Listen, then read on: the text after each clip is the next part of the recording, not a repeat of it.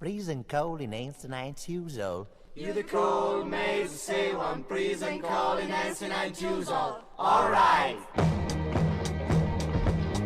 Mais c'est un métier de femme par excellence. D'abord, nous sommes menteuses à tous les points de vue. L'homme ne peut pas mentir sexuellement, c'est impossible. Mais la femme peut mentir jusqu'à 99 ans.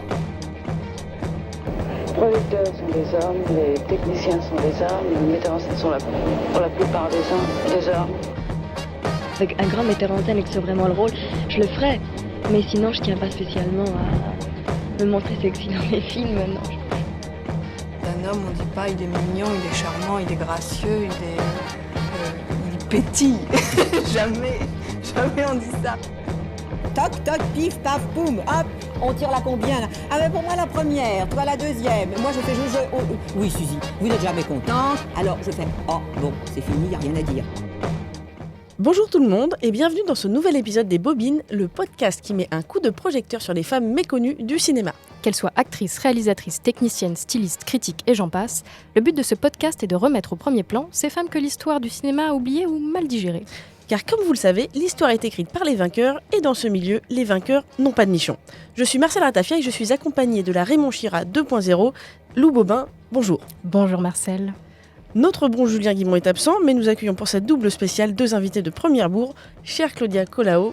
Bonjour. Bonjour. Vous êtes documentaire et spécialiste du cinéma classique, pas seulement. Oui. Vous avez notamment réalisé l'exceptionnelle série documentaire Remake Hollywood, Hollywood maudit, Europa maudit, et vous avez quelque chose sous le pied dont vous allez nous parler en fin d'émission. Oui. Antoine Cyr, bonjour. Bonjour.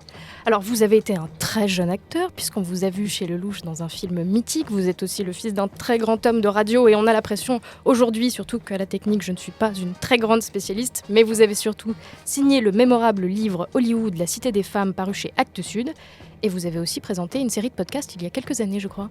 Oui, cette série de podcasts, d'ailleurs, a été un peu à l'origine de mon livre parce que je me suis rendu compte que quand je choisissais les thèmes de mes podcasts, quelque chose m'attirait vers les biographies des actrices de l'âge d'or d'Hollywood. Et donc là, je me suis dit que il fallait pas... vous savez, c'est comme Oscar Wilde disait, le meilleur moyen de guérir la tentation, c'est d'y céder. Et donc, finalement, je me suis dit qu'il fallait que je fasse plus avec toutes ces biographies et que j'en fasse un livre qui raconterait l'histoire d'Hollywood vue à travers ces actrices, à travers ces femmes. Une lecture à voir chez soi à n'importe quel prétexte. On commence donc cette nouvelle saison des Bobines avec une comédienne qui mérite le détour et on ne change pas les bonnes habitudes. Marcel, c'est à vous pour le portrait.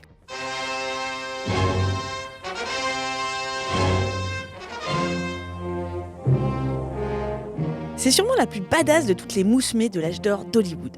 Avec pour arme une enfance à la Zola, un regard de tueuse et un talent à tout casser, celle qui débuta comme chorus girl creva l'écran pour la Warner dès les premiers parlants. De mélo en drame social, d'infirmière de nuit en vengeuse à la jambe leste, elle va écumer les films du pré-code comme une tueur à cure de Brooklyn qu'elle restera toujours. Cette bobine, c'est Barbara Stanwyck. Une Barbara Stanwyck dont nous parlons, Marcel, depuis... C'est quoi ? C'est la 15e et il n'y avait pas une émission, même sur Pauline Carton, vous avez réussi à nous glisser un mot sur Barbara Stanwyck. Oui, je dois bien admettre que c'est mon actrice préférée. Donc un petit mot peut-être pour commencer sur Barbara Stanwyck, qui n'est pas encore Barbara Stanwyck à l'été 1907, à l'époque où elle naît à New York. Ruby Stevens, c'est la fille d'un père assez fugueur d'origine irlandaise et d'une maman. Qui, elle, a été donc séduite et abandonnée par son mari, puisque cette brave femme qui a élevé pas moins de 5 enfants va aussi avoir une fin tragique et est décédée poussée par un ivrogne d'un tramway. Et la pauvre Barbara va se retrouver à aller vivre chez ses grandes sœurs, balader un peu à droite à gauche, de foyer en foyer, et aussi dans des tournées théâtrales. Mais Marcel, je vous laisse reprendre la suite de cette enfance à la Zola, comme vous le disiez si bien. Oui, elle apprend la vie à la dure. C'est une bosseuse, de toute façon. Elle rêve de danser comme sa sœur Millie, qui elle est danseuse de chorus girl, mais mariée. Et donc, elle ment un peu sur son âge et elle va commencer, dès l'âge de 13 ans, à s'infiltrer dans les réseaux des revues pour gagner sa vie. Et dès 14-15 ans, avoir une activité assez régulière qui va malheureusement lui causer des petits ennuis puisqu'elle va faire des rencontres funestes, tomber enceinte, se faire avorter et se faire charcuter par un faiseur d'anges pas très diabolique. Et en fait, elle va faire la vie quelque part, mais pas tellement comme une flappeur des années 20. Ça va être quand même assez dur ce qu'elle va vivre. Et donc Claudia, vous, que pensez-vous donc de cette partie un peu difficile ? On disait donc c'est pas vraiment une flappers parce que chez les flappers il y a quand même un côté festif et un peu oisif. C'est une vraie bosseuse la Barbara à cette époque-là. La Barbara, elle échappe à un destin incroyable qui est déjà écrit en fait comme... On a envie de dire, c'est un peu le double alternatif d'une Joan Crawford. Et là, je vais citer Antoine, qui écrit dans son livre, et c'est vrai, en fait, Crawford, elle a une espèce d'amertume dans le jeu, elle est sur elle. Et Barbara, elle pique aussi, mais il y a une espèce de générosité qui va transparaître dans ça. On sent justement tout ce vécu. J'ai envie de dire, vous savez, dans les sitcoms, quand on voit les rushs des sitcoms et tout ça monter et tout, et on voit les personnages qui cassent leur caractère, on casse leur break the character, on dit. On sort du personnage. Et j'ai envie de dire que Barbara, même si elle joue effectivement un personnage différent à chaque film, il y a toujours ce petit moment de shift où elle casse le personnage et on devine derrière tout ce que cette femme a dû endurer et surtout surmonter. Tous ces films, ce sont des battantes et quelqu'un qui survit à un milieu toujours très, très difficile. Et ça va être un peu sa signature dans tous ces films, en fait, pré-code et puis même après. C'est un peu sa signature de jeu. En fait, Barbara Stanwyck, elle appartient à cette catégorie d'acteurs qui deviennent très très vite des enfants de la balle. Alors certains sont des enfants de la balle parce qu'ils sont dans des familles d'acteurs, c'est Aïda Lupino, c'est Jean Gabin en France, etc. John Gilbert. Voilà, d'autres deviennent des enfants de la balle parce qu'ils sont plongés très vite dans le bain du spectacle. Et là, il y a deux exemples, un exemple masculin qui est Cary Grant et puis un exemple féminin qui est Barbara Stanwyck. Et en fait, ces acteurs-là apprennent dès l'âge de 14-15 ans absolument à tout faire. Ils savent bouger avec leur corps, ils savent chanter, ils savent interpréter toutes les formes d'émotion du grand guignol de la vie. Et donc, c'est ça, Barbara Stanwyck. C'est quelqu'un qui apprend à la dure à tout faire. Alors que Joan Crawford, qui est aussi quelqu'un qui est issu d'un milieu très, très, très modeste, elle a un peu la même enfance que Barbara Stanwyck, mais par contre, c'est pas quelqu'un qui va passer par le fait de faire tous les métiers du spectacle. Non, c'est quelqu'un qui va être la jolie fille qu'on a identifiée et qu'à un moment, un studio va décider de porter au pinacle. On a presque l'impression qu'elle renie ses origines populaires, Joan Crawford. C'est pas quelqu'un, moi, que je vais identifier à un personnage populaire. Stanwyck pas au début de sa carrière, parce qu'il y a Rain quand même. Il y a des films importants et Mildred Pierce aussi. Mais c'est vrai que Joan Crawford, d'ailleurs, ce que Barbara disait avec une admiration sans borne pour sa vieille amie Joan Crawford, c'est que même pour aller faire les courses, elle était glamour, Joan Crawford. Oui. Barbara Stanwyck, ça n'a jamais été son truc. Pas tellement. Et en fait, ce qui est amusant, c'est que elle est à la fois aux Ziegfeld Follies, où elle fait de la figure, voilà, derrière même... Peut-être un petit mot, Antoine, sur ce qu'étaient les Ziegfeld Follies pour nous, public français, habitués au musical. Oui, alors c'était une sorte de prince du musical qui s'appelait Florence Ziegfeld et qui avait son théâtre et qui organisait des spectacles avec des femmes qui étaient généralement choisies parce qu'elles étaient très belles, elles dansaient, elles étaient en tenue légère. C'est un des pionniers de tout ça, mais on imagine bien que dans les années 30, il y a à la fois d'un côté ce Ziegfeld qui représente une espèce de glamour à l'américaine, et puis derrière, backstage, en coulisses, une façon de choisir les jeunes femmes et de les dominer et de les exploiter, qui par contre n'avait absolument rien de glamour. Et donc une Barbara Stanwyck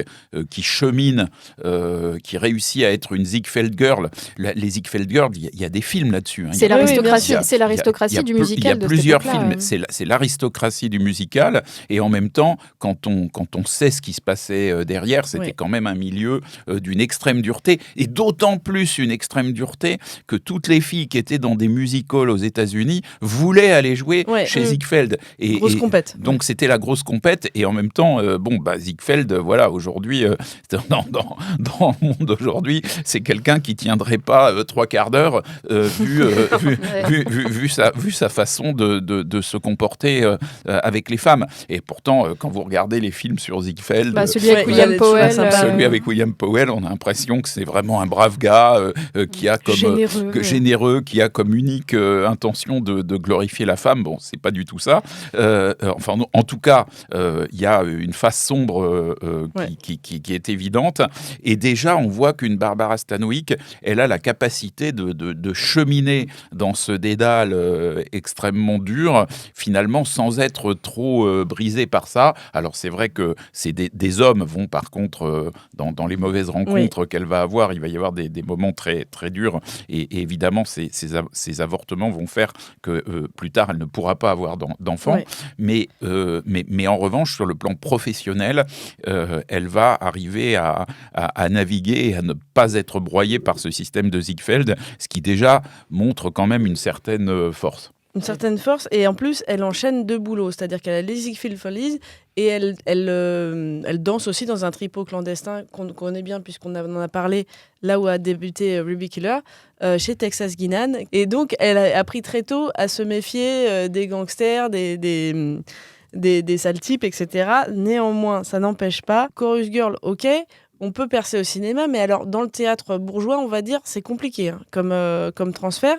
Sauf qu'elle est castée pour une pièce qui s'appelle The Noose, et The Noose cherche une chorus girl de métier. Elle est castée, et en fait, elle a une scène qui est presque écrite pour elle, de plaidoyer, où elle supplie quelqu'un, et alors là, on est complètement dans le mélo, et apparemment, elle est très très forte à ce jeu-là. C'est-à-dire qu'elle ne se voyait pas du tout actrice, et finalement, elle est repérée, elle est remarquée.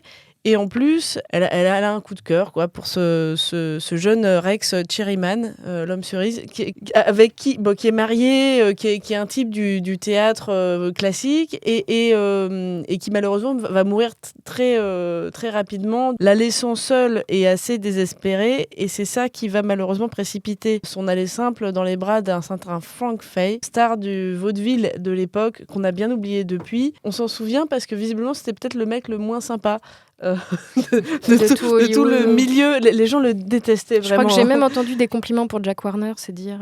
Mais peut-être que Claudia, vous pouvez nous parler de ce personnage sombre, Frank Fay. Alors Frank Fay, moi j'ai croisé cette figure justement sur l'histoire des remakes, parce que j'ai dû interviewer le fils de William Wellman, donc le premier réalisateur de Une étoile aînée, qui était un ami de Barbara Stanwyck et qui dit qu'il s'est inspiré de l'histoire d'amour entre Frank Fay et Barbara Stanwyck pour écrire le scénario de Une étoile aînée.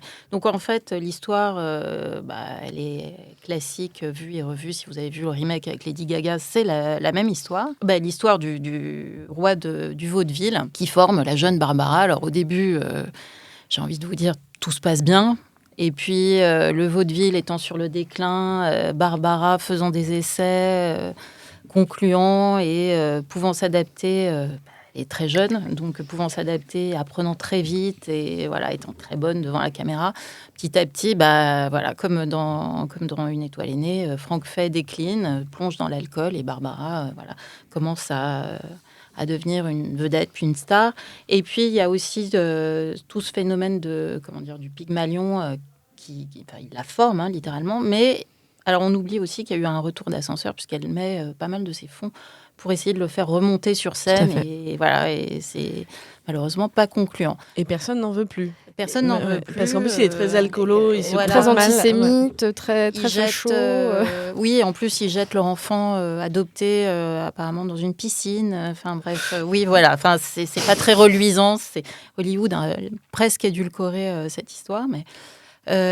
donc voilà, mais ça laisse aussi une trace chez Barbara parce qu'elle sera Pygmalion pour ses jeunes amants, maris. Et donc finalement, le Frank Fay, avec tous les défauts qu'il avait et qui sont évidents, il a quand même été un vrai mentor pour elle. Oui, il y croyait en fait. Il y croyait vraiment. et le Barbara Stanwyck, avec des avantages et des inconvénients pour elle, a été une actrice extrêmement indépendante du système des studios, et Franck Fay lui avait vraiment donné l'avait aidé à avoir cette confiance en elle, et cette confiance dans son capital. Oui, c'est une des premières à ne pas être sous contrat, les fameux contrats de 7 ans si redoutés à Hollywood. Et si on, sans déflorer la suite de ce podcast, il faut quand même rappeler que la jeunesse de l'actrice dont on parle aujourd'hui, est une personne qui, quelques années plus tard, sera la femme, toute catégorie confondue, la plus payée des États-Unis. C'est important de savoir dès maintenant que ce dont on parle, peut-être qu'elle est un peu oubliée par le public français, mais c'est une actrice absolument majeure qui a été présente dans tout l'âge d'or d'Hollywood, et donc c'est vraiment important, notamment pour les auditeurs, de bien faire comprendre que le Barbara Stanwyck dont on parle, c'est un phénomène. Encore une fois, vu avec notre petite lentille française de loin, on ne mesure pas l'ampleur du phénomène tout à fait aujourd'hui, mais Barbara Stanwyck, c'est vraiment l'une des femmes les plus importantes de l'histoire du cinéma américain. Et donc, quand on regarde cette jeunesse, c'est pour ça que Star is Born, une étoile est née, c'est pour ça que cette histoire est aussi importante. Oui. C'est parce que, justement, elle est inspirée de la naissance d'une star qui a vraiment été une star exceptionnelle. Et qui sortait vraiment du ruisseau. Et pour revenir à ces remakes, le documentaire sur Une étoile est née, c'est génial parce qu'il y a eu quand même 4 versions et certainement c'est pas fini parce que ça reviendra. Et les 2 premières étant vraiment. Est-ce qu'on peut conseiller quand même celle avec Janet Gaynor qui est une merveille absolue, et Frédéric March, beau Frédéric March, qui est une très très belle version de 1937. La scène qui revient souvent, qui est toujours, qui a toutes les versions, c'est quand le studio la transforme, lui fait faire les sourcils à la Garbeau, la bouche à la Dietrich, etc. Ça n'a pas de prise sur Barbara Stanwyck, qui a effectivement changé de nom, mais elle n'a pas changé d'apparence parce qu'elle n'appartenait pas à un studio. Oui, ce que disait Antoine est très vrai, mais Franck Fay va lui dire, va la conforter dans ce sens où on peut signer avec un studio 3 à 4 films, mais par film, quoi. Pas effectivement les 7 ans qui vous obligent à devenir quelqu'un d'autre. Lucille Le Sieur, toujours pour faire le parallèle avec Joan Crawford. Joan Crawford s'appelle Lucille Le Sieur. La MGM fait un concours et c'est le nom Crawford qui ressort, donc elle va s'appeler Joan Crawford. Ce qui ne va pas arriver du tout à Barbara Stanwyck. Parce que Sewer en anglais, c'est l'égout. Oui, donc voilà, la fille qui sort du ruisseau et dont le nom ressemble un peu à égout, ça ne peut pas marcher non plus. Passe pas tellement. Beautiful Junior, but it's not for me. Come on and give me heat, 'cause I don't like my music sweet. I wanna feel my impulse beat. Take it off the E string, play it on the G string. If this gives you a thrill, it's happening much against my will, and only 'cause I've caught a chill. Take it off the E string, play it on the G string. Alors, Franck Fay a beaucoup il a beaucoup milité pour la lancer. Les studios étaient pas très chauds. Finalement, elle doit enregistrer un essai avec Alexandre Corda, qui était arrivé jusqu'en France après avoir fait qui était parti de France et était arrivé aux États-Unis, où il a fait une grande carrière. Et il lui dit, écoutez, j'ai beau vous filmer sous tous les angles, ça rend rien, c'est nul, quoi. Et elle dit, bon, qu'est-ce qu'on fait et donc elle tourne, elle dit, moi je connais un texte par cœur, c'est mon monologue dans The News qu'elle avait déjà tourné. Elle tourne ça. Et il dit, ça fera bien les Rue Michel, on va faire comme on peut. Finalement, elle auditionne à son corps défendant auprès de Capra, qui se dit, mais qu'est-ce que c'est que cette gonzesse, quoi, elle veut pas pleurer, elle veut pas machin. Et il dit, c'est à Harry Cohn qui dit ça, ouais. Tu peux te la garder, ton actrice, c'est pas une actrice, c'est un porc-épic. Seuls les imbéciles ne changent pas d'avis, puisque Frank Capra va manger son chapeau en regardant ce bout d'essai tourné par Alexandre Corda, où il va chialer, le gars. Ouais. il va être ému aux larmes en disant, mais qu'est-ce que c'est que c'est, mais c'est incroyable, je la veux pour mes films. Et surtout que lui, au point où il est dans sa carrière, c'est peut-être la femme qu'il lui faut pour incarner les championnes de la classe ouvrière qu'il a envie de montrer. Alors là, vous voulez qu'on parle de Ladies of Leisure? Oui, je voudrais. Voilà, je vous ai déroulé le thème. Femme de luxe. Donc effectivement, c'est un film initiatique de Capra. Je ne sais plus si c'est son premier film. En tout cas, c'est un film dans lequel on sent vraiment que dès le début, Capra développe plein de thèmes qui vont être des thèmes absolument essentiels pour lui. Et donc, Capra, c'est un cinéaste des inégalités. Hein. C'est un cinéaste qui, dans cette époque où il y a eu la crise de 29, qui a accru les inégalités avec des gens qui ont profité de la crise et d'autres qui ont été jetés sur les routes. Donc, dans ce film, on voit tout de suite des gens qui sont au sommet d'un immeuble, d'un gratte-ciel, et qui jettent leurs déchets par la terrasse. Et donc, les déchets arrivent sur les gens de la rue, qui sont les gens ordinaires qui marchent dans la rue. Et ça, c'est très symbolique de cet esprit de Capra. Et donc, ça va passer par Barbara Stanwyck, qui va jouer une espèce de party girl. Hein. Alors, à l'époque, dans un film de l'époque, on ne peut pas montrer la prostitution. Donc, c'est une escort girl, quelque part, une taxi girl. On utilise des périphrases. Donc là, c'est une femme qui accompagne les gens riches dans les soirées. Et donc là, elle va tomber finalement amoureuse du jeune homme qu'elle accompagne, qui est un bon gars. Enfin, en tout cas, qu'elle considère comme un bon gars. Mais par contre, ce bon gars, il a des parents qui sont des parents épouvantables. Je crois que c'est sa mère surtout qui est épouvantable. Et donc, cette famille riche va évidemment complètement rejeter la pauvre Barbara Stanwyck. Et ça, c'est un film dans lequel finalement la personne qui semble être une personne de petite vertu est en fait une personne courageuse et vertueuse. Et puis les bourgeois qui se parent de toutes les vertus sont au contraire des gens retors, quoi. Et donc ça, c'est une des mécaniques de Capra classique. C'est une mécanique classique, et elle, en fait, c'est son moment que je qualifierais de son moment Gabin. Dans tous les films un peu mélo, Gabin, c'est une gifle, elle, c'est la protestation de l'innocence.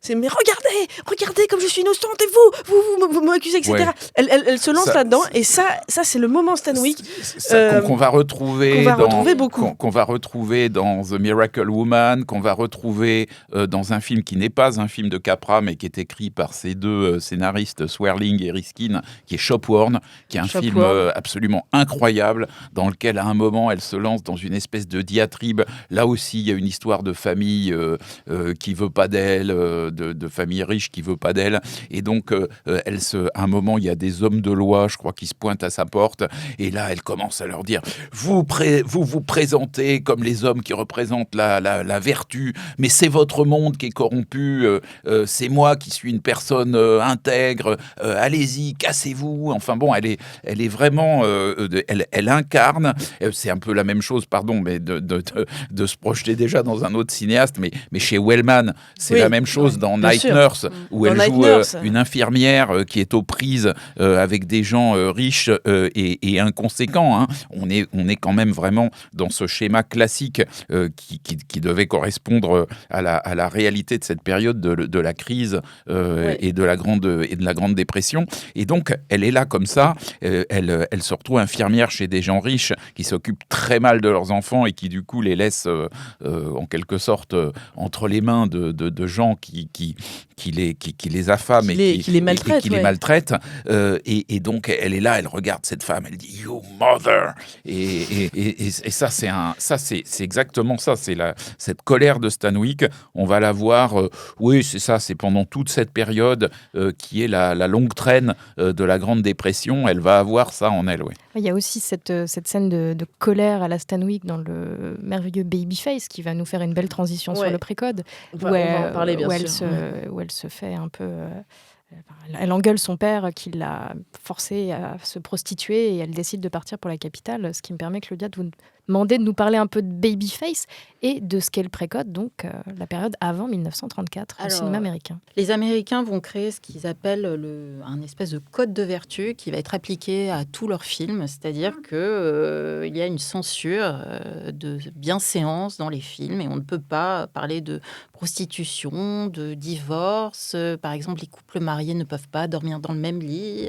C'est pour ça qu'en général, les couples au cinéma jusque au milieu des années 40, j'ai envie de vous dire, même après, dorment dans des lits jumeaux avec une petite table de nuit au milieu. Et si vous regardez même dans les films avec Catherine Hepburn et Spencer Tracy où ils sont mariés, vous voyez qu'ils sont assis sur les lits alors que c'est une discussion, genre on se met en pyjama, tout ça.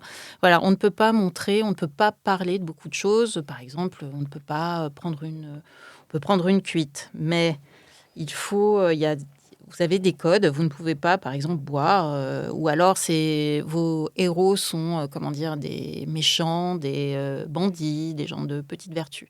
Mais par exemple, une dame, une maman, ne peut pas être saoul à l'écran. Ou voilà, vous avez un code de bienséance qui va s'appliquer et qui va dominer le cinéma américain pendant tout son âge d'or. Donc, le but de pas mal de comédies et de tous les films va être de détourner ce code avec des scénaristes brillants qui vont réussir à parler des choses sans en parler.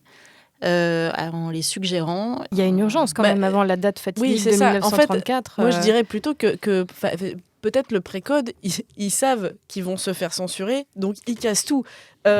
Justement, pour ils sont déjà au courant, puisqu'il y a déjà un code d'autorégulation. En fait, ce qui s'est passé, c'est qu'en 1930, vous avez donc deux journalistes, un journaliste qui s'appelle Joseph Breen, je crois, et puis un ancien ministre des Postes qui s'appelle Monsieur Hayes.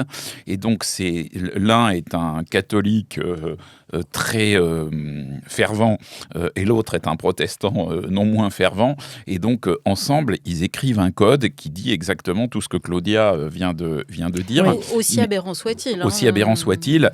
Mais ce code n'est pas suivi s'il n'y a pas d'organisme qui suit l'application du code. Et en fait, ce qui va se passer, c'est que comme le code existe, du coup, les réalisateurs lisent le code, les scénaristes, avant de faire le film, et donc, en réalité, ils mettent plein de sous-textes et plein de trucs, d'astuces qui formellement respectent le code, mais qui en réalité ne le respectent pas du tout et finalement le tabassent assez fort. Et ce qui va se passer, c'est qu'en 1934, il y a une administration qui s'appelle la Production Code Administration, qui va être chargée d'appliquer ce code-là, mais donc celui de 1930, mais elle va l'appliquer de manière, cette fois-ci, extrêmement rigoureuse. C'est une administration qui est payée par les studios qui l'ont créé ensemble. Et en fait, cette administration, elle va regarder les films à 3 étapes. La première étape, c'est le moment de l'écriture du scénario. Donc, tout scénario doit être tamponné par la Production Code Administration. Ensuite, il y a des inspecteurs de la Production Code Administration sur le tournage. Et enfin, le film final, le montage final, doit être validé par la Production Code Administration. Et donc, ce qu'on appelle la période pré-code, c'est en fait cette période entre 1930 et 1934 où le code existe, avec tout ce que dit Claudia, et derrière énormément de choses. Par exemple, un mariage interracial, selon le code, ne peut pas bien se terminer. C'est-à-dire qu'il n'est pas accepté, et donc le seul moyen de le faire accepter dans un film, il faut que ça se termine mal. Par exemple, quand un cow-boy épouse une indienne, on sait déjà que l'indienne va mourir, parce que ça peut pas bien se finir selon le code. Donc c'est quand même un code qui va bien au-delà de la bienséance et de la morale, et qui en fait applique une vision raciste et stéréotypée. D'ailleurs, Barbara Stanwyck elle-même va être un peu affrontée à ça, notamment dans un film de Capra, qui est La Grande Muraille. The Bitter Tea of General Yen. Exactement, La Grande Muraille. Donc dans La Grande Muraille, elle elle tombe en fait amoureuse d'une espèce de seigneur de la guerre chinois. Alors, joué par un Danois. Alors, il y avait une spécialité. Il y avait 2 Scandinaves qui s'appelaient Warner Holland et Niels Achter qui jouaient tous les Chinois. Ouais, très bel homme, mais alors vraiment pas très chinois. Voilà, pas très chinois. Donc, elle tombe amoureuse de ce seigneur de la guerre. Et là, il y a des espèces de scènes oniriques absolument magnifiques. C'est d'ailleurs un des films où Barbara Stanwyck est la plus belle. C'est un très beau film. C'est un très beau film, elle est absolument magnifique. Et donc, finalement, ça va être... c'est avant que le code soit... qui est la Production Code Administration, mais il y a quand même beaucoup de gens qui vont tordre le nez en disant, là, quand même, ce film se moque vraiment du code. Enfin, c'est un des films qui vont finalement déclencher le durcissement qu'est la création de la Production Code Administration. Et il faut savoir que ce film... en Angleterre, l'Angleterre coloniale, alors là, il va y avoir carrément des scènes qui vont être impitoyablement... C'est quand même l'époque où dans les salles de production, enfin dans les salles de projection, le projectionniste, à la demande de la direction de la salle, pouvait couper. Et voilà. C'est pour ça qu'il y a plein de films dont on a perdu les... mais en Angleterre, là, c'est vraiment la censure anglaise, c'est la censure anglaise qui fait retirer un certain nombre de scènes où Barbara Stanwyck est trop proche de cet amant chinois qui par ailleurs est un homme cruel, mais bon, ça c'est une autre histoire. Qui est un homme cruel mais séduisant, enfin je veux dire, c'est compliqué. Mais alors pour revenir à Babyface, parce que là on est au crépuscule de cette ère précode en 1933 et ce film est une réponse de la Warner qui a bien compris que Barbara Stanwyck était à la fois la championne de la classe ouvrière et en même temps qu'elle avait un petit côté sexy, que ça pourrait être une réponse à The Redheaded Woman, qui a été tournée avec Jean Harlow, où pour une fois elle est rousse et où elle est absolument amorale d'une manière très réjouissante. Et en plus, pour elle, ça finit bien. Et en plus, elle finit avec Charles Boyer. Oui, parce qu'elle est sous contrat à la MGM, Jean Harlow. Donc, elle quitte ses rôles de fille un peu... de fille Warner. Oui, voilà, de fille Warner, blonde platine et tout. Et donc, la MGM, la market, dit la nouvelle Jean Harlow, en fait, c'est la même, mais avec le vernis MGM. Donc, on est bien éclairé, ça finit bien, on se marie à la fin, on est habillé par des couturiers, on a une jolie couleur, on est bien éclairé. Enfin, voilà. Elle devient une star MGM, Jean Harlow. Alors que... Barbara Stanwyck, qui a commencé à la Columbia, puisque c'était la maison de Frank Capra, va goûter au charme très street de la Warner. Et donc, je trouve que Babyface, à plusieurs titres, est un film exceptionnel. Je pense que c'est aussi à marquer d'une pierre blanche dans sa carrière, puisque c'est son 13e film déjà. Bon, elle était peut-être d'affiche pour pas mal de films. Elle a 25-26 ans quand elle tourne ce film-là. Elle en tourne beaucoup, beaucoup. Et ce film commence par une représentation extrêmement réaliste des faubourgs ouvriers de Pittsburgh, de cet univers poisseux, sordide, dans un speakeasy dégoûtant où son père la prostitue, et cette scène d'ailleurs est reprise par les communautés féministes cinéphiles, où elle balance du café chaud sur la main d'un vilain bonhomme. Et en fait, par la grâce d'un cordonnier qui ne jure que par Nietzsche, avec armée de cette philosophie, est-elle un hobo qu'on voit beaucoup dans les films de la Warner à l'époque. Elle va sauter dans un train de nuit en vendant ses faveurs avec sa copine. Souvent, on la présente comme une domestique, mais c'est sa meilleure amie. Elle est noire. Elles vont à deux partir à la conquête de New York. D'un building en particulier. Et d'un building en particulier où elle va saccager la morale de types qui n'en sortent pas grandis de ce film, dont un certain Marion Morrison, devenu John Wayne, et qui à l'époque n'a rien du Duke qu'il est devenu. C'est un obscur petit comptable dans le film. Oui. Enfin, grand, parce qu'il était grand par la taille. Oui, grand, mais alors vraiment je le préfère freluquet. Mais tout à fait freluquet. Yeah, I'm a tramp, and who's to blame? My father. A swell start you gave me. Ever since I was 14, what's it been? Nothing but men, dirty, rotten men. And you're lower than any of them. I'll hate you as long as I live. Alors, l'immeuble, c'est une banque. Le Gotham. Et donc, ce qui est extraordinaire, c'est que, en fait, Barbara Stanwyck va gravir tous les échelons hiérarchiques de la banque en couchant avec des hommes d'un niveau hiérarchique de plus en plus élevé. Donc il y a quand même cette idée totalement assez fracassante, amorale, mais aussi documentaire, de montrer le rôle que pouvait jouer la promotion canapé dans cette Amérique très dure de la période de la Grande Dépression. Ce peut-être petit flashback, avant la Grande Dépression, c'est-à-dire avant 1929, il y avait eu une espèce de première vague un peu féministe aux États-Unis, la période des flappers, etc. Oui. Mais une période aussi où des femmes étaient devenues aviatrices ou journalistes. Femmes d'entreprise. Femmes Comme d'entreprise. Ruth Chatterton, par exemple. Voilà. Bon, donc il y avait une espèce de libération de la femme, de début de libération où les femmes pouvaient faire pas mal de métiers, et puis arrive la crise de 29 avec une énorme vague de chômage, et là d'un seul coup il y a une reprise en main, si on peut dire, de la situation par les hommes qui vont de nouveau s'arroger tous les jobs, le côté flapper, etc., ça passe complètement au second plan, et donc en fait les femmes redeviennent méga exploitées, et notamment exploitées pour leur corps, et c'est ça un peu que raconte aussi Babyface. Oui, et alors ce qui est notable dans ce film, je ne sais pas si tu es d'accord Claudia, mais c'est un film où on a toujours de l'empathie pour son personnage, et je pense que ça, c'est aussi une patte de Barbara Stanwyck qui nous met complètement dans sa poche. Oui, et elle va le décliner en fait, cette espèce de touche dans son jeu, cette signature dans son jeu, elle va le développer, notamment, moi je pense à un film de 37 qui est Stella Dallas, oui. Où évidemment, j'ai envie de dire que ça synthétise toutes ces premières années, parce que c'est ce qu'on va appeler justement, je rebondis sur ce que dit Antoine, les films de femmes. Women's Picture. Voilà, c'est des films destinés à la ménagère. Je m'identifie à la ménagère de moins de 50 ans.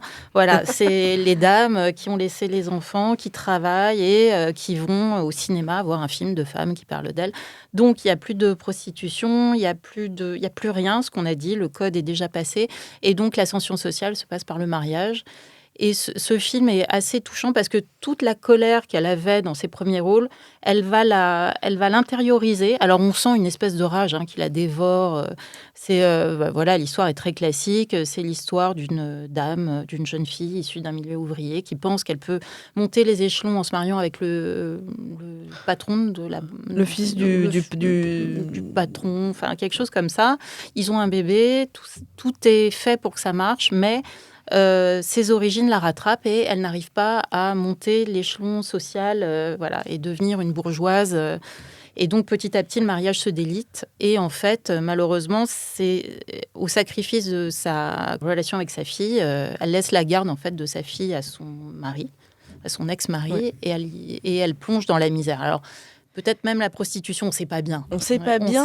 Mais en tout cas, ce qui la caractérise, c'est cette vulgarité dont elle n'arrive pas à se défaire, ce côté lumpenprolétariat. Alors que Barbara Stanwyck, et ça, c'est aussi une patte de Barbara Stanwyck. Bon, j'ai l'air fan, je le suis. À peine, Marcel, à peine. C'est-à-dire que dès ses tout premiers rôles, par exemple dans The Bitter Tea of General Yen, ou dans Forbidden, elle ne joue pas des femmes forcément du peuple, comme par exemple John Blondell qui était abonnée à ce genre de rôle.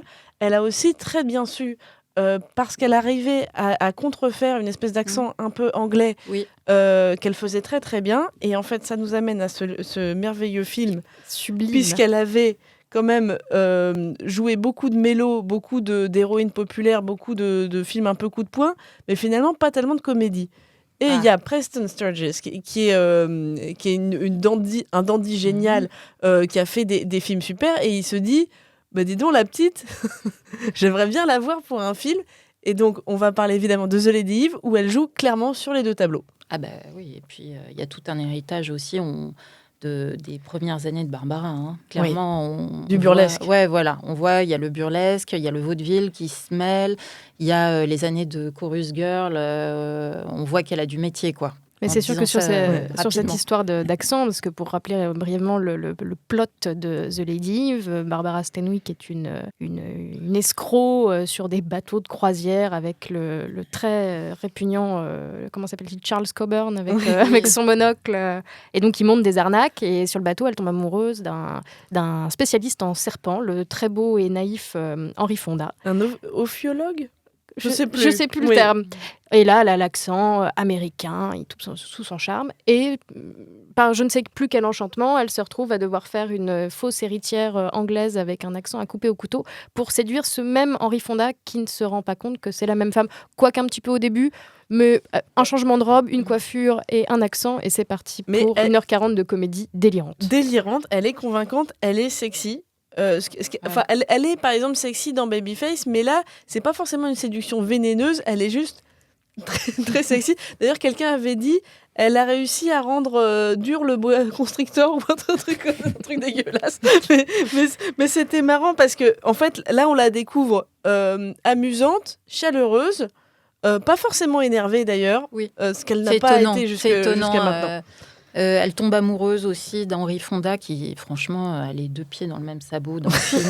Non, mais je l'ai revu hier. Et que de gags. Oui, j'avais oublié sa naïveté comme ça. Puis il est tellement jeune. C'est étonnant. Ouais. C'est étonnant. C'est un petit bébé, ouais. Fonda, quand même, il y a quand même un homme intelligent qui avait une image d'homme intelligent à défendre. Il fait quand même au moins 2 films avec Barbara Stanwyck, où il joue le personnage d'un type totalement débile. C'est-à-dire que il y en a un autre qui s'appelle Miss Manton est folle. Oh, j'adore ce film. Qui est très drôle, où elle joue une espèce d'héritière totalement éthérée, mais en fait qui est entourée d'hommes misogynes, à commencer par Henry Fonda, et qui va finalement être celle qui résout l'énigme. C'est une espèce de Forrest Gump en jupon, mais au fond, c'est elle qui est la plus sensée de tous. Et puis il y a Henry Fonda qui est une espèce de benet qui finit quand même par ils finissent ensemble, il finit par tomber dans ses bras parce que quand même Henry Fonda, même benet, il est quand même mignon. Il est assez mignon. Et puis dans The Lady Eve, c'est la même chose. Je veux dire, Henry Fonda, et la raison pour laquelle fondamentalement il tombe 2 fois amoureux de la même femme sans se rendre compte que c'est la même, c'est d'une part parce que Barbara Stanwyck est une comédienne géniale finalement. C'est un hommage à la comédienne parce que elle ne se grime pas, elle est juste 2 fois une personne différente. Et charmante. Mais complètement différente. Et donc, Henry Fonda tombe 2 fois amoureux d'elle, à la fois parce qu'elle est 2 fois quelqu'un de différent, et puis aussi, il faut bien le reconnaître, parce qu'il est complètement idiot. Mais ce qui est rigolo, d'ailleurs, c'est que si on regarde bien quand même les screwball comédies qu'elle a faites, il y en a une 3e qui me vient à l'esprit, c'est Ball of Fire, où là, c'est Gary Cooper, qui est un grand dadais un peu benet. Donc, pour refaire le pitch rapide de Ball of Fire, c'est un peu Blanche-Neige et les 7 nains, finalement, Marcel. Oui, alors c'est écrit par Billy Wilder, qui n'est pas avare en message à double sens. Et alors donc, il imagine cette petite communauté de petits nains vieillards académiciens qui travaillent d'arrache-pied dans les bois de Central Park sur une académie. Et alors, ce pauvre Gary Cooper, qui est quand même bien plus jeune que les autres, planche sur le S comme slang et non pas S comme sexe. Il arrive par hasard dans un dancing où Barbara Stanwyck danse incroyablement sur un drum boogie avec Gene Krupa qui alors juste pour ça, regardez ce film parce qu'il joue de la batterie sur une boîte d'allumettes. Ah oui, c'est exceptionnel. Exceptionnel. Et c'est magique. Et donc, c'est vrai que là, en fait, c'est peut-être là où elle va avoir le public le plus fervent, je pense, peut-être à cette époque-là. Et ça va jouer aussi sur son salaire, puisqu'en 1944, ce sera la femme la mieux payée, comme tu disais Antoine, des États-Unis. Pour quelqu'un qui s'est baladé en famille d'accueil et qui a posé à poil dans les districts de folie, c'est pas mal. $400 000 dans l'année, je crois, elle gagne, ce qui à l'époque, je sais pas, ça doit représenter aujourd'hui l'équivalent de certainement plus que 10 fois, plus que 4 millions de dollars. Hein. Donc c'est un niveau de revenu qui pour l'époque est très élevé, et en effet qui fait d'elle la femme la plus payée des États-Unis. Il faut dire que la période 44-45 est une période particulièrement riche et faste pour notre amie Barbara. On va s'arrêter à peu près là. Alors, depuis 1935, elle est mariée à Robert Taylor, un acteur qu'on connaît, mais on va en reparler dans la suite de l'émission. Juste avant de passer à cette deuxième partie, j'aimerais savoir quel film d'avant 44 vous recommanderiez peut-être plus que tout. Ah bah moi ce serait Ball of Fire, hein, clairement. Ah oui Ah oui. Je me suis fait surprendre par le film que je connaissais et oui, il m'a beaucoup amusé. Surtout, on sent que la comédienne s'amuse d'un double jeu. Elle a une longueur d'avance sur nous, elle nous le fait sentir. Et voilà. Et pour la petite histoire, le rôle avait été proposé à Ginger Rogers à l'époque. Et Ginger Rogers avait dit non, mais moi je joue pas de rôle, elle est trop commune. Et Barbara avait dit moi j'aime bien les femmes communes. Et donc quand on voit l'histoire, elle n'est absolument pas commune. Antoine ? Alors moi je vais utiliser un joker, je vais en donner deux. un pour Barbara Stanwyck et pour l'époque et dont on a déjà parlé abondamment, qui est Babyface. Je pense que c'est vraiment très important de voir ce film pour comprendre à la fois Barbara Stanwyck, l'époque, etc. Et puis je voudrais quand même repêcher un film dont on n'a pas parlé, qui est un très très grand film sur la société des médias, la manipulation, etc., qui est le film de Capra, L'homme de la rue. Oui. Alors, John Doe, effectivement, avec Gary Cooper. Donc Barbara Stanwyck joue un rôle un peu plus effacé, mais en même temps le film, elle joue quand même très bien son rôle, et le film est un chef-d'œuvre absolu. C'est un film qui a été tourné il y a presque 90 ans maintenant, et qui permet de comprendre la société d'aujourd'hui, les fake news, les manipulations, etc. Et donc vraiment, pour voir un film incroyablement visionnaire de cette époque-là, avec Barbara Stanwyck, il faut regarder L'homme de la rue. Et d'ailleurs, toi qui aimes les remakes, effectivement, Héros malgré lui de Stephen Frears ? Oui. Et un remake que j'ai vu au cinéma était un remake de ce film Meet John Doe. Lou ? Oui, alors il y a un petit thème que nous n'avons pas abordé, je crois, au sein de ces années 30 et 40 et qui va nous donner l'occasion d'être abordé maintenant. Comme vous le savez, Noël approche à pas de loup. Maria Carey a déjà entamé sa déshibernation et les téléfilms de Noël, d'après l'AFP, reviennent sur le câble à partir du 15 octobre. Entre excitation et terreur, vous vous demandez déjà comment survivre à cette vague de mauvais goût et de mièvrerie. Et soyez honnête avec vous-même, vous avez déjà vu Le Secret du Père Noël au moins 2 fois. Alors que faire ? Vous êtes cinéphile. Regardez pour la 212e fois La vie est belle de Capra, parce que James Stewart, il est vraiment super touchant. Ou bien baver un peu devant le beau Cary Grant descendu des cieux dans The Bishop's Wife. Eh bien cette année, le téléshopping des bobines a la solution pour vous, originale et réconfortante, en 3 mots, Remember the Night. Oh oui. Donc nous n'avions pas encore évoqué cet aspect de Barbara Stanwyck, mais en plus du film noir, du western, du drame, du film à costume, elle est aussi spécialiste du film de Noël. C'est vraiment à se demander ce qu'elle n'a pas fait dans sa carrière. Donc, nous disions, en 1940, sous la direction de Mitchell Leisen et la plume du brillant Preston Sturges, elle partage pour la première fois l'affiche avec Fred MacMurray, qui, à part être le béguin de mon arrière-grand-mère, anecdote véridique, recroisera son chemin 2 ans plus tard dans le mythique Assurance sur la mort de Billy Wilder. Mais ici, pas question d'assassiner qui que ce soit. Leelander a tenté de violer un bracelet de pierres précieuses à la veille de Noël, se fait pincer et jugé devant un tribunal de New York. L'accusation portée par un procureur adjoint ambitieux, John Sargent, prétextant l'absence d'un témoin, fait ajourner le procès jusqu'à après les fêtes, sachant très bien qu'un jury populaire sera beaucoup moins clément en tout début d'année qu'à la veille de Noël. La jeune femme est renvoyée en prison, ne pouvant payer sa caution, mais le procureur, pris d'une certaine forme de remords, la paye et la fait libérer, lui permettant, après quelques quiproquos, de passer les fêtes dans sa famille. Un feel-good movie, comme on dit, Marcel, et qui permet surtout à Miss Stanwyck de montrer toute l'étendue de son jeu en 1h30. Comédie, romance, drame, en particulier la scène de retour chez sa méchante maman arracherait une larme à n'importe quel tortionnaire. Bref, tous les ingrédients d'un bon film de Noël, retour au Home Sweet Home de la campagne, avec neige, chant au coin du feu, une famille aimante, un tantinet traditionnaliste, mais où la tante vieille fille n'a pas sa langue dans sa poche. En vrac, cette réplique savoureuse où la maman du procureur fait remarquer à sa sœur qu'elle ne peut pas percevoir de l'amour naissant entre Barbara et Fred, du fait, vous voyez ce que je veux dire, de sa condition. Et celle-ci de lui rétorquer qu'on n'a pas besoin d'être un cheval pour commenter les courses. On savoure ici la langue de Sturgis qui ne tardera pas à passer à la réalisation avec le fameux Lady Eve dont nous avons déjà parlé. Oui, alors tout à fait. Une très grande pionnière du film de Noël, je peux vous assurer, les téléfilms Netflix c'est terminé. Allez voir même Christmas in Connecticut qui n'est pas aussi éblouissant que Remembrance qui est une merveille absolue, mais alors très très marrant quand même cette histoire de crêpes. Je n'en dis pas plus. Christmas in Connecticut qui à l'époque est un succès colossal. Énorme succès qui a donné des idées aux producteurs qui se sont frottés les mains en se disant ça va marcher, alors que franchement erreur de casting, Denis Morgan est l'homme le plus plat de l'histoire de la platitude. L'acteur en bois par excellence. Qui était peut-être connu à l'époque parce qu'il était chanteur ou que sais-je, mais alors vraiment. Moi simplement, je recommanderais, on en a parlé tout à l'heure, Melsa Menton est folle. Vous avez une dure semaine, que vous avez envie de passer une soirée sympa avec un cozy mystery servi tout chaud par Barbara Stanwyck, c'est une merveille absolue.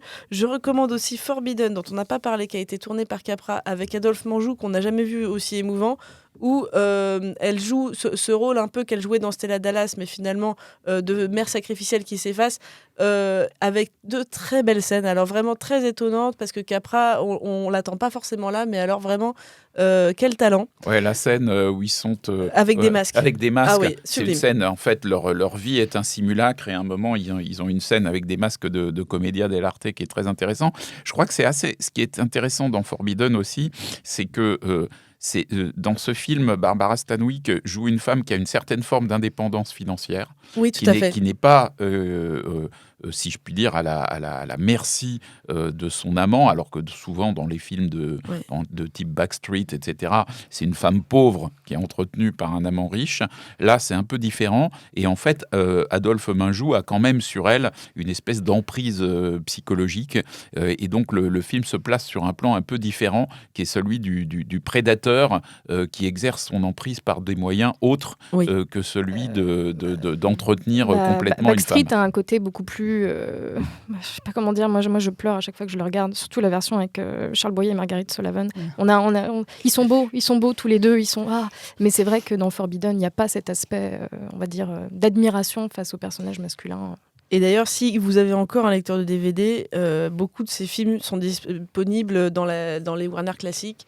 À peu de frais chez le magasin de vieillerie ou chez Gibert. Ou chez Gibert. Enfin, vous allez pouvoir trouver.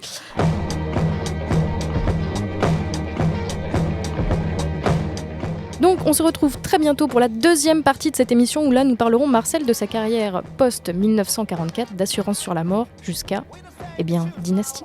Merci à tous.